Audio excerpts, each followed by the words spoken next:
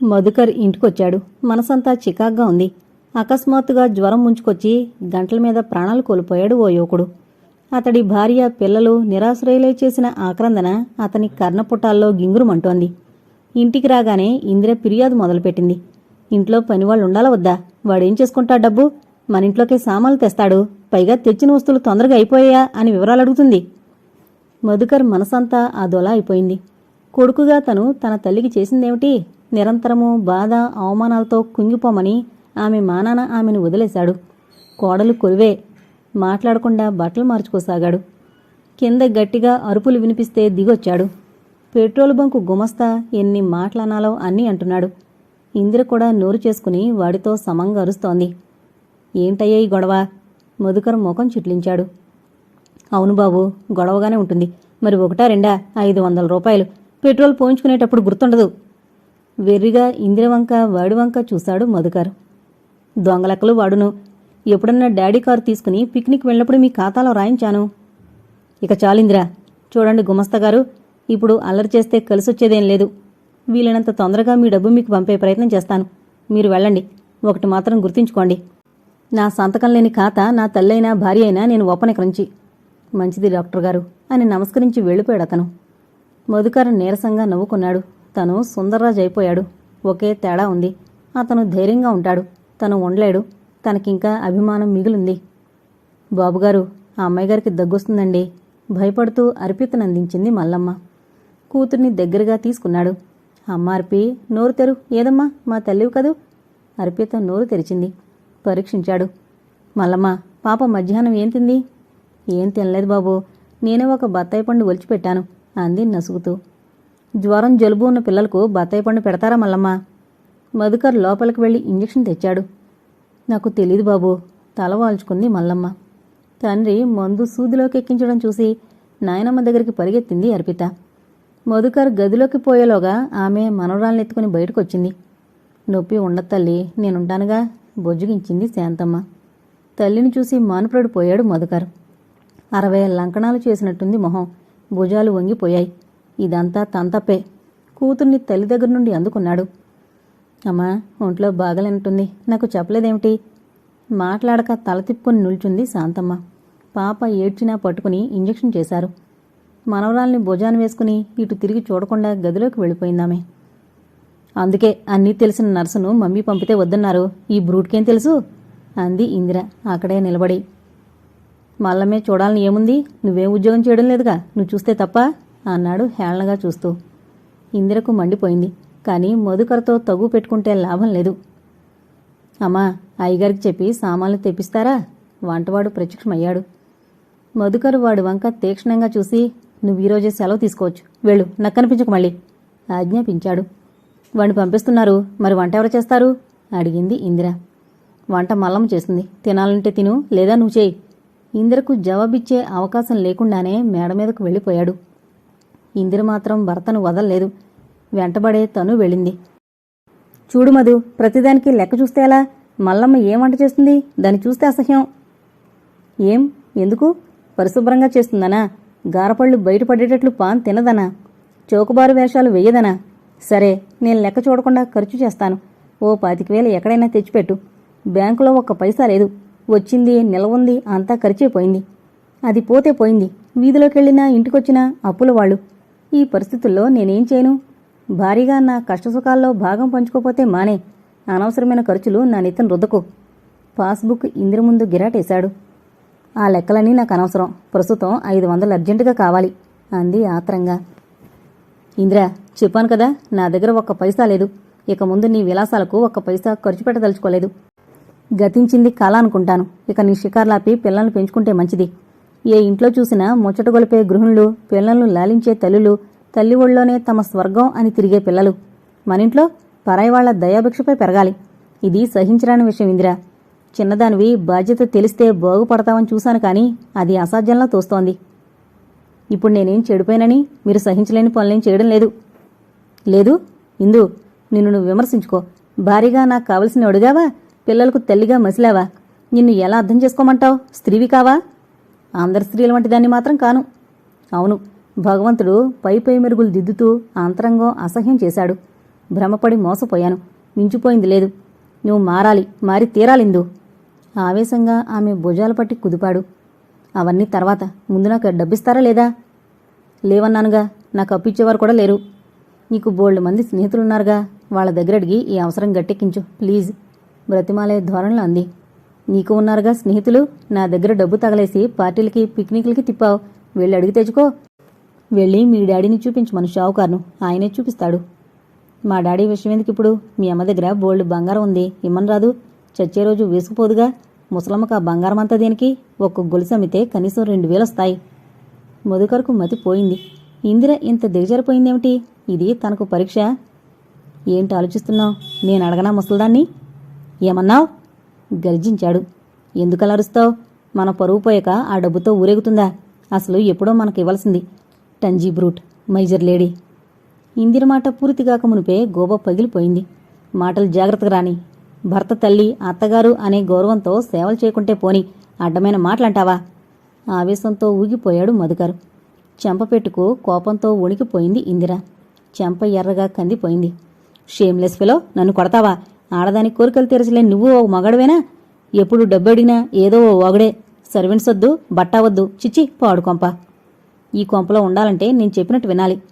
అది మరో జన్మలో. నేనేం పిల్లల్ని కన్నా యంత్రాననుకున్నావా? ఊడిగం చేసేదని అనుకున్నావా? ఇక నీకు నాకు సంబంధం లేదు. Good bye. విశ్వస మేడదిగి వెళ్ళిపోయింది ఇందిర. పో, శని విరగడవుతుంది అనుకున్నాడు. పోతే పోని 4 రోజులు ప్రశాంతంగా గడపొచ్చు అనుకున్నాడు. మళ్ళీ ఎందుకో బాధగా నుదురు రాసుకున్నాడు. ప్రేమించి చేసుకున్న భార్య. అలాగే కూర్చున్నాడు మల్లమ్మ భోజనానికి పిలిచే వరకు. వార్డుకెళ్ళి హౌస్ సర్జన్స్ నోట్ చేసిన కేసు చూశాడు. ఓ యువతికి బాగా దెబ్బలు తగిలాయి. భర్త చావబాదడట. ప్రమాదం కొద్దిలో తప్పింది. ఇంత చావబాదే పురుషులు కూడా ఉంటారా? విసిగించి అలా చచ్చే తన్నులు తిందేమో అనుకున్నాడు మధుకర్. డాక్టర్, కేసులో ఏమైనా కాంప్లికేషన్స్ ఉన్నాయా అండి? నో. అప్పుడే స్పృహలోకొచ్చిన ఆమె మంచం దగ్గరికి చేరాడు. మెల్లగా కళ్ళు విప్పింది. నీ పేరు? కఠినంగా ఉంది మధుకర్ కంఠం. సుమతి. తీయగా ఉందా కంఠం. చిరిగిపోయిన దుస్తులు ఆమె బేదరికాన్ని చాటుతున్నాయి. దెబ్బలెలా తగిలాయి? ముఖం పక్కకు తిప్పుకుంది. చెప్పు, రెట్టించాడు అధికారం ఉట్టిపడే కంఠంతో. మా వారికి కోపం వచ్చి కొట్టారు అంది కడకు. ఆయనకంత కోపం రావడానికి కారణం? హౌస్ సర్జన్సు, నర్సులు విచిత్రంగా చూడసాగారు. మధుకర్ అడిగే విధానం రోగిని డాక్టర్లు ప్రశ్నించినట్టు లేదు. కోర్టులో ముద్దాయిని లాయరు ప్రశ్నించినట్లుంది. ఆయన చెడు సావాసాలు చేసి నగలమ్మి పేకాడి తాగొచ్చేవారు. రాత్రి మాంగళ్యం ఇవ్వమన్నారు, ఇవ్వనన్నాను. చావబాది వెళ్ళిపోయారు. కన్నీరు చెంపల మీదుగా జారి వెంట్రుకలు తడిపివేసింది. మధుకర్ చలించిపోయాడు ఆమెను తప్పుగా అంచనా వేసుకున్నందుకు. ఇలాంటి స్త్రీలు కూడా ఉన్నారా? నర్స్, ఒక పెన్సిలిన్ ఇంజెక్షన్ ఇవ్వు, పాలు తప్ప ఇంకేమీ ఇవ్వద్దు చెప్పి వెళ్ళిపోయాడు. అలసటగా ఇంటికొచ్చేశాడు. అతనికి కోర్టు నుండి సమన్ సిద్ధంగా ఉంది. ఇందిర విడాకులకు కోర్టులో అప్లికేషన్ పెట్టుకుంది. మధుకర్కు మతిపోయింది. వెంటనే లేచి పిడికిళ్లు బిగించాడు. గబగబా వెళ్లి కారులో కూర్చున్నాడు. కారులో ఎలా కూర్చున్నాడో, సుందర్రాజు ఇంటికి ఎలా వెళ్లాడో అతనికి తెలీదు. విలాసంగా కాళ్ళు ఊపుతూ రేడియో వింటోంది ఇందిర. మధుకర్ను చూసి నిర్లక్ష్యంగా చూపులు తిప్పుకుంది. గమనించినట్టు పేపరు తిప్పసాగింది. ఇందు! పిలుపు కాదు, పిడుగు. ఇందిర తలెత్తింది. అతని కళ్ళు నిప్పులు కురిపిస్తున్నాయి. పీచు పీచుమనే గుండెను అదుపులోకి తెచ్చుకుంది. ఏం, నాతో మీకేం పని? మధుకర్ సమన్ జేబులో నుండి తీసి ఆమె మీదకు విసిరాడు. ఇదేంటి? మాట్లాడమే. ఫారెన్ కాదిదిందిరా. అక్కడ ఏ కారణం చేతనైనా భర్తను వదిలితే ఆమె ఇంకొకరిని స్వీకరిస్తుంది. ఇక్కడ అలా కాదు, గుర్తుందా? గుర్తుంది. ఒక మగవాణ్ణి నమ్మింది చాలక మళ్ళీ ఇంకో మగవాణ్ణి పెళ్లి చేసుకుంటానని ఎలా అనుకున్నావు? మొగాళ్లపైన నమ్మకం పోగొట్టుకున్నాను. తమరు ఎక్కడున్నారో గుర్తించుకు మాట్లాడితే మంచిది. చెప్పాలా? భార్యలంటే బానిసలుగా భావించే భారతదేశంలో మిస్టర్ మధు, నేనేం చేతకందాని కాను. నువ్వు కొట్టి తిట్టి హింసిస్తే పడుండడానికి. ఇందిర మాటలు మధుకర్ను రెచ్చగొడుతున్నాయి. అయినా అర్పితను, బాబును దృష్టిలో పెట్టుకుని తనను తాను కంట్రోల్ చేసుకున్నాడు. ఇందిర, అనవసర వాదనలెందుకు? సంసారం రచ్చకెడవకు. ఒక్క దెబ్బ కొట్టాను కదా, సారీ. సారీ అట, సిగ్గులేదు? ప్రతిదానికి ఆజ్ఞలు. చిచ్చి, పగవాళ్ల కూడా వద్దు అలాంటి సంసారం. ₹1 అడిగితే గంట ఉపన్యాసం వినాలి. భార్య అంటే ఒక వ్యక్తి, ఆమెకు అభిమానం ఉందని తెలుసా నీకు? ఇందిరా, వింతగా మాట్లాడుతున్నావు.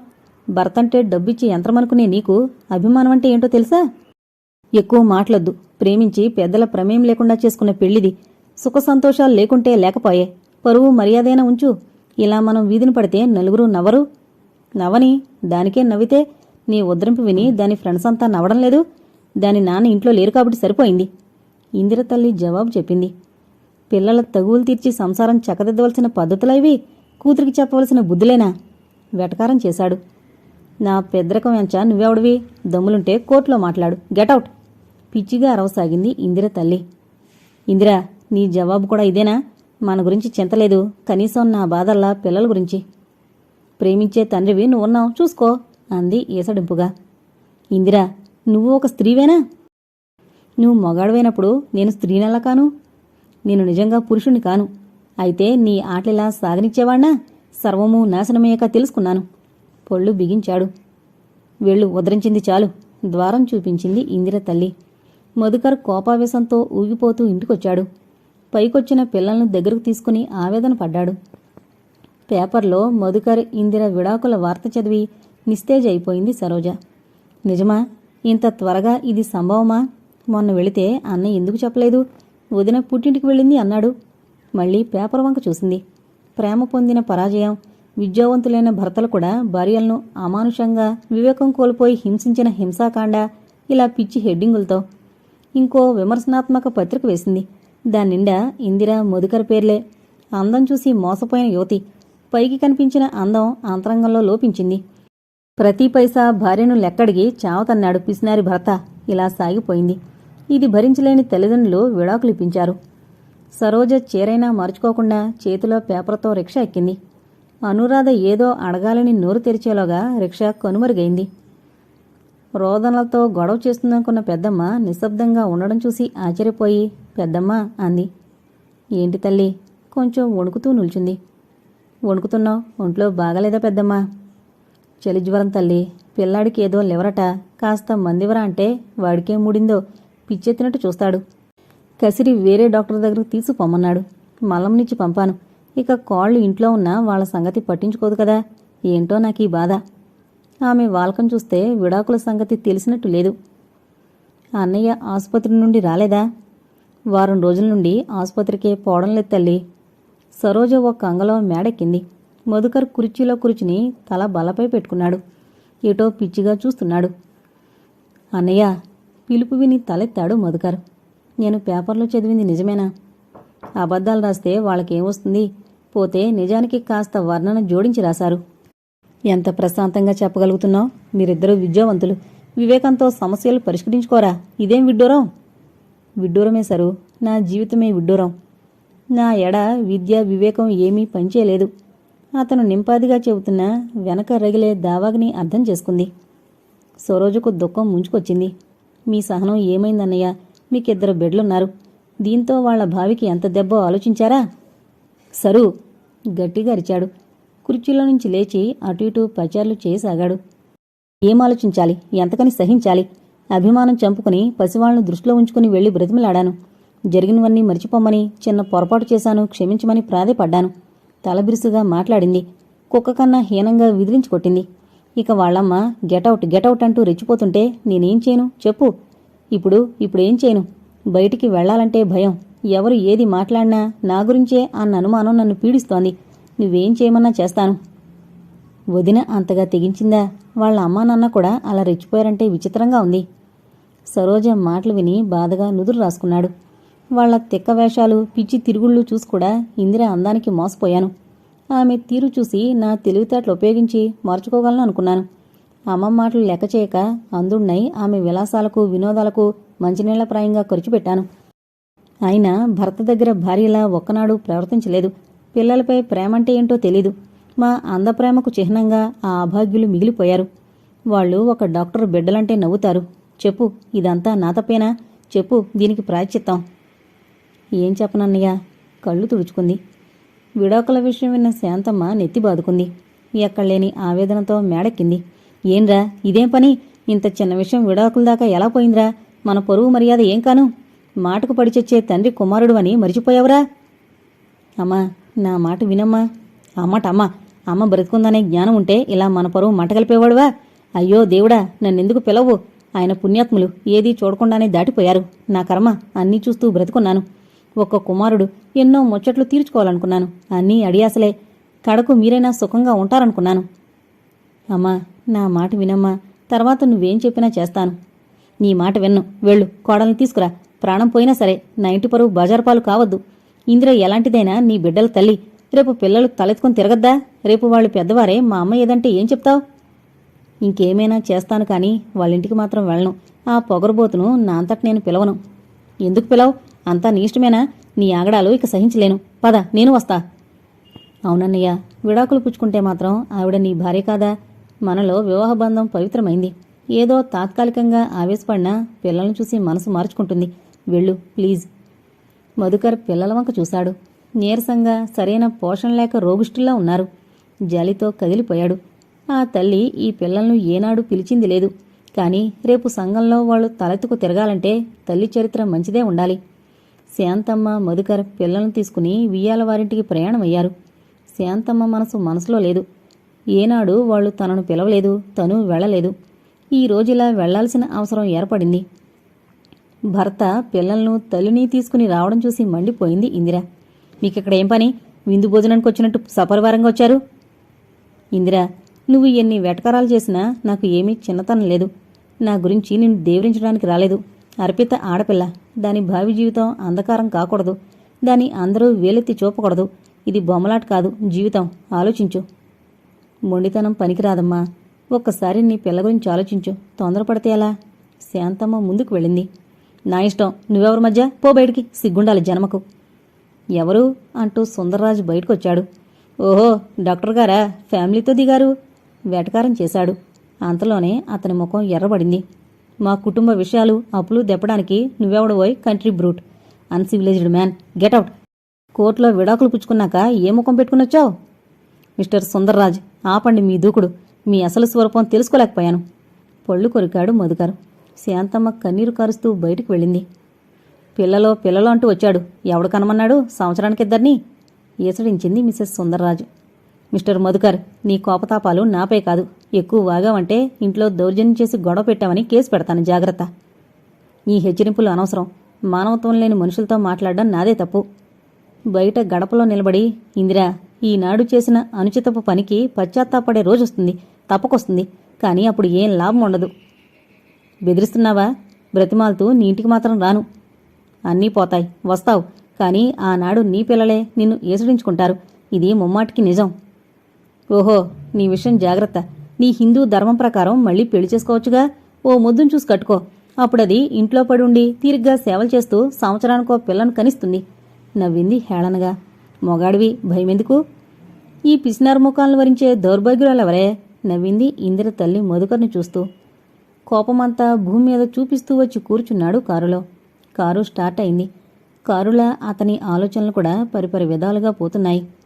ఇందిరకు అంత వెటకారం చేసే అవసరం ఏముంది? ఆమె తల్లి ఉద్దేశం ఏమిటి? తనిప్పుడు చిల్లి గవ్వలేనివాడు. ఎవరో పిల్లనివరనేనా? ఓ కిల్లమితే ఎంత లేదైనా 50,000 వస్తాయి. మిస్టర్, స్పీడు తగ్గించు అని అరుస్తూ పోలీస్ చేయి చూపించాడు. అభిమానం, ఆవేదన, అహంకారం అన్నీ ఒకదాని వెంట ఒకటి మధుకర్ను ఆవేశిస్తున్నాయి. పురుషత్వపు అహంకారం వెర్రితలలు వేసింది. ఆడది అంత పంతంలో ఉన్నప్పుడు తనకెందుకు ఆవేదన? ఇందిర చెప్పినట్టు మళ్ళీ పెళ్లి చేసుకోవాలి. ఇందిరకు బుద్ధి చెప్పాలి. ఎవరైనా సరే వారం తిరగకుండా చేసుకోవాలి. అదే ఆ అహంకారానికి తగిన శాస్తి. శాంతమ్మకు స్వాంతన వచనాలు చెప్పి ఓరడిస్తోంది సరోజ. పాపలను ఒడిలో పెట్టుకుని కూర్చుంది శాంతమ్మ. నువ్వు దిగులుగా ఉంటే పిల్లలు ఏమైపోతారు పెద్దమ్మా. నువ్వు ఊరుకో, మురుకురాలు. అమృత బాండాన్ని కాలదన్నింది. పాప, నువ్విలారా. సరోజా! పిలుపు కాదు, మేఘ గర్జన. అన్నయ్య! అతడి వాలకం చూసి భయపడిపోయింది సరోజ. కళ్ళు ఎర్రగా చింతనిప్పుల్లా మెరుస్తున్నాయి. అన్నయ్యన సరు, అమ్మా వినండి. ఎక్కడైనా సరే, అందం ఎంత వికారంగా ఉన్నా సరే, ఎంత బీదదైనా సరే, ఓ అమ్మాయిని చూసి ఇంటికి కోడలుగా చేయండి. పిడికిళ్ళు బిగుసుకుపోయాయి. అన్నయ్య, పిచ్చిగా నెత్తిందా? ఇప్పటి వరకు లేదు. ఇక ముందు ఎత్తొచ్చు సరు. ఈ పెళ్లి జరిగి తీరాలి. నేను చూడను, ఆమె నన్ను చూడొద్దు. నా నుండి ఏమీ ఆశించొద్దు. ఒక ఉద్యోగిగా నా పిల్లల సంరక్షకురాలిగా ఉండాలి. అనాథ ఆశ్రమం నుండైనా సరే ఈ షరతులు కొప్పుకున్న పిల్లని తీసుకురండి. అమ్మా, నీ చెప్పు చేతల్లో ఉండేటట్టు చూడు. పిచ్చిగా నవ్వాడు. అన్నయ్య, నువ్వు డాక్టరువు. ఆవేశం పనికిరాదు. శాంతంగా ఆలోచించు. సరోజను దూరంగా నిలబెట్టి భుజాలు కుదుపుతూ, ఏం డాక్టర్ మనిషికాడా, మనసు లేదా? అన్నింటికీ అతీతుడా? ఆ దురహంకారి వెటకారం చేస్తుందా? నేను తలుచుకుంటే వివాహం చేసుకోలేనా? ఈ పెళ్లి జరిగి తీరాలి. మీరు దీన్ని ఎలా భావించినా అభ్యంతరం లేదు. వదిలి వెళ్ళిపోయాడు. భగవంతుడా, నేనేం తప్పు చేశానని నాకీ రాత రాసావు? నా బిడ్డను ఎందుకిలా పరీక్షిస్తున్నావు? తలచుకుని ఏడ్చింది శాంతమ్మ. ఆమెను ఊరడించ ఎవరి తరమూ కాలేదు.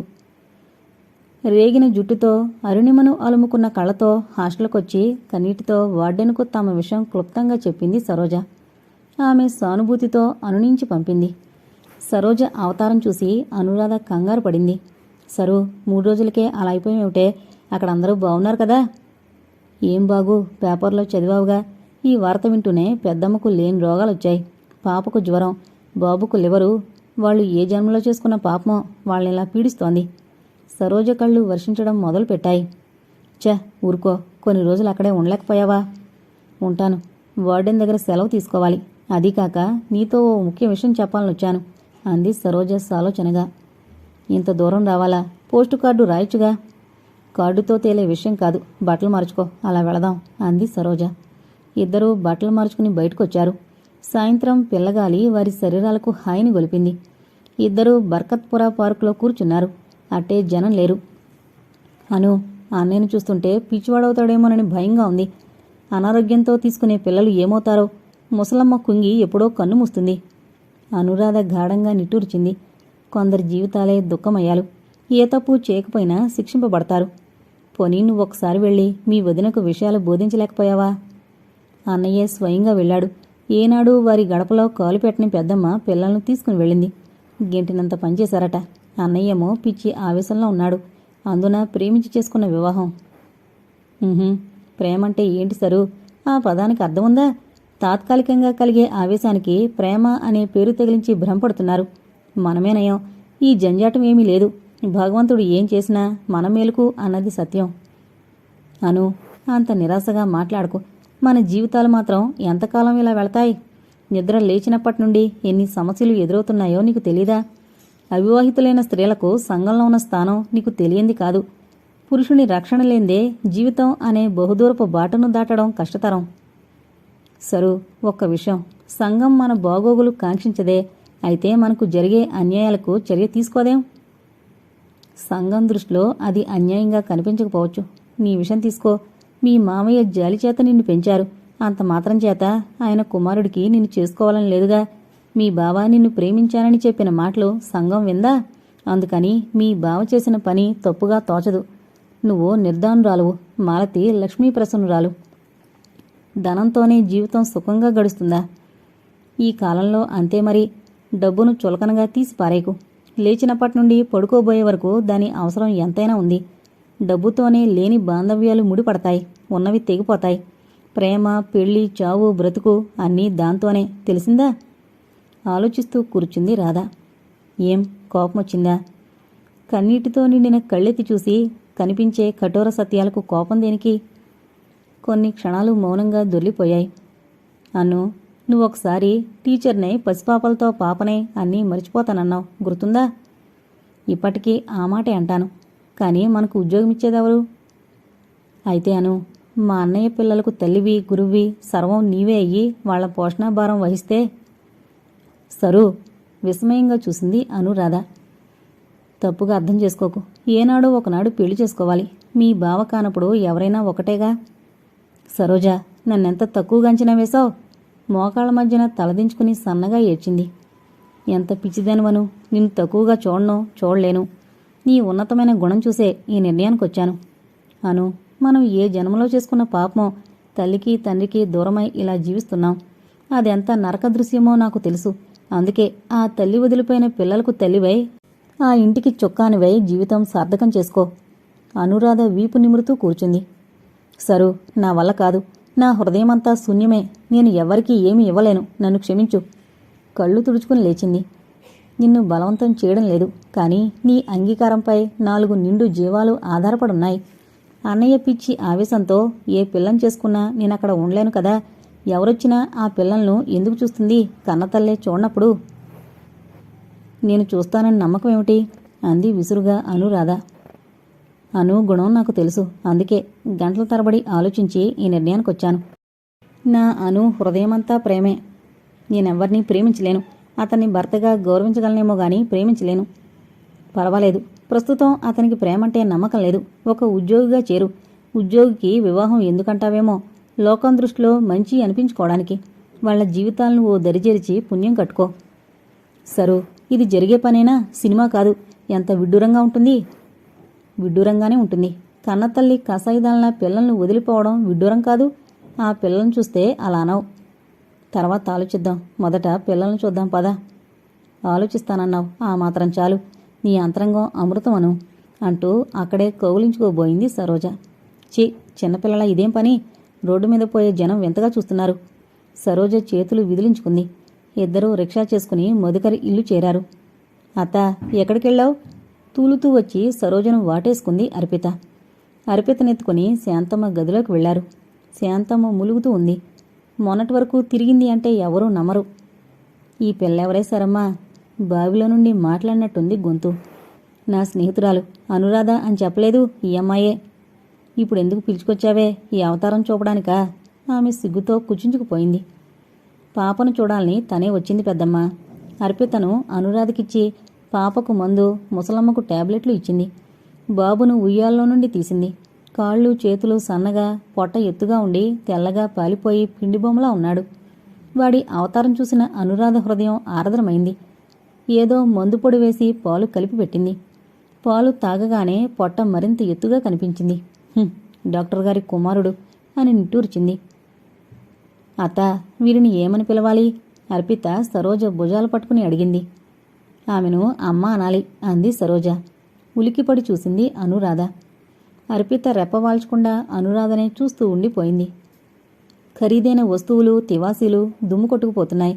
ఒక గంటలో ఆ ఇంటి పరిస్థితిని అర్థం చేసుకుంది. ఆమెలో ఏదో కొత్త రకం సంచలనం బయలుదేరింది. సరు, నేను వెళతాను. లేటైతే వార్డెన్ కోపడుతుంది అంది. అలాగే, రేపొచ్చి కలుస్తాను. అనురాధ అందరికీ చెప్పి బయటకొచ్చేసరికి తూలుతున్నవాళ్ల మధుకరొస్తున్నాడు. ఢీకొన్నంత పనిచేశాడు. ఐయామ్ సారీ అని తొలగిపోయాడు.